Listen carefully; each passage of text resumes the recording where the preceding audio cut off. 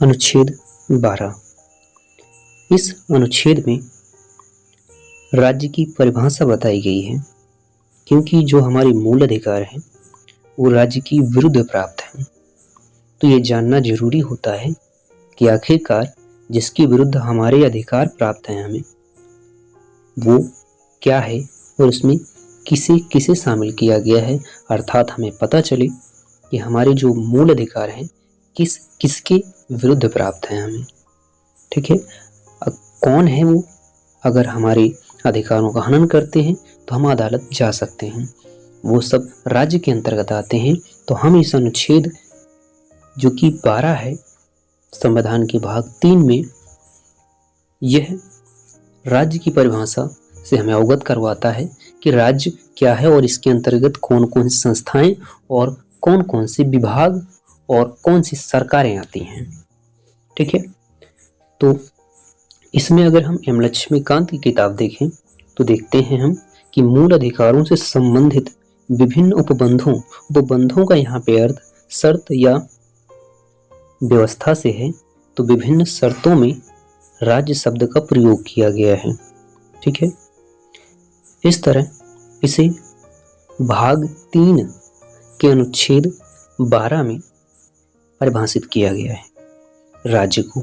ठीक है, और राज्य के अंतर्गत क्या क्या आता है उसे यहाँ पे बताया गया है। तो देखिए, पहला पॉइंट, कार्यकारी एवं विधायी अंगों को, किसको?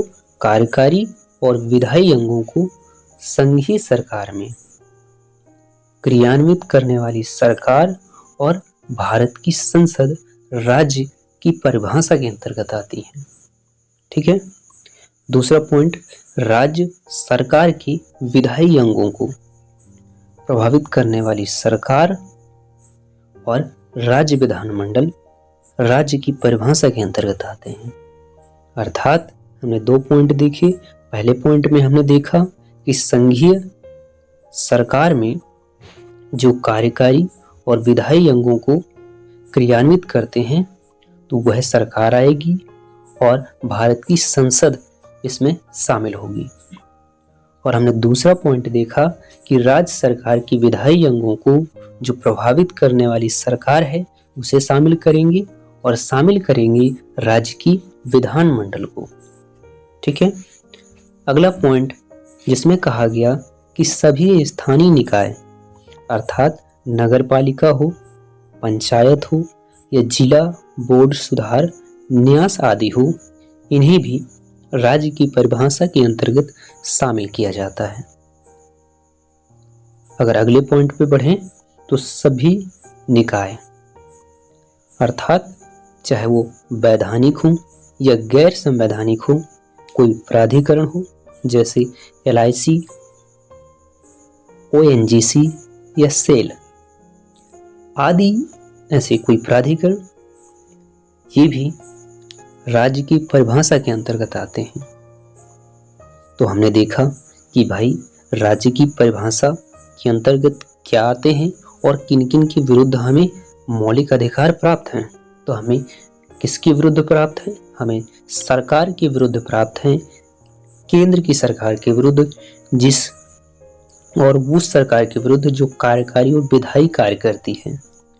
और हमें भारत की संसद के विरुद्ध भी मूल अधिकार प्राप्त हैं। अगर हम देखें तो राज्य सरकार के जो विधायी अंगों को प्रभावित करने वाली सरकार है उसके खिलाफ हमें प्राप्त है, और राज्य की विधानमंडल के खिलाफ हमें मूल अधिकार प्राप्त है।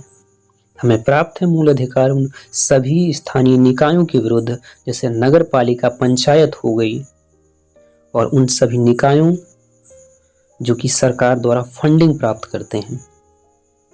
इस तरह देखिए कि राज्य को विस्तृत रूप से परिभाषित किया गया है।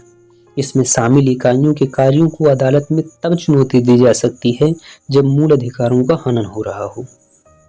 उच्चतम न्यायालय के अनुसार ध्यान रखिए, कोई भी निजी इकाई या एजेंसी जो बतौर राज्य की संस्था काम कर रही है, अनुच्छेद 12 के तहत राज्य के अर्थ में आती है। अगर ये जो संस्था राज्य की संस्था के रूप में काम कर रही है, अगर इससे किसी प्रकार की हमारे अधिकारों को आहत होती है तो हम अदालत जा सकते हैं, क्योंकि ये राज्य के अंतर्गत ही आते हैं और हमें ये अधिकार राज्य के विरुद्ध ही प्राप्त हैं। तो ये रहा आपका अनुच्छेद 12, जिसमें राज्य की परिभाषा बताई गई है। अगली वीडियो में हम बात करेंगे मूल अधिकारों से असंगत विधियों के बारे में, अनुच्छेद 13 के बारे में।